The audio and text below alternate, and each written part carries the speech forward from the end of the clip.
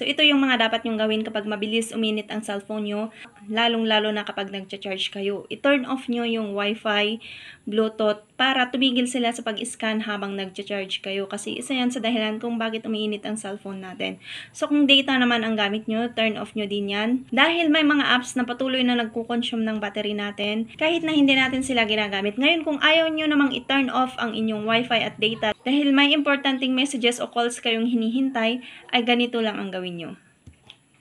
Nare-recommend ko guys na gawin nyo ito sa mga apps na madalas nyong ginagamit like Facebook, Messenger, TikTok, at yung mga online shops natin like Lazada and Shopee. So, ang gagawin natin dito ay i-hold natin yung app. Like for example, dito sa Facebook, i-hold lang po natin.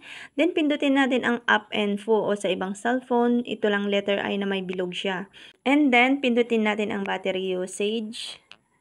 Then, turn off nyo ang allow background activity, para hindi na mag-run o maging inactive yung Facebook app nyo kapag hindi nyo ginagamit. So, less battery po ang makukonsume niya. Makakatipid kayo ng battery. Gawin nyo rin ito guys sa Messenger, kasi madalas natin itong mga ginagamit.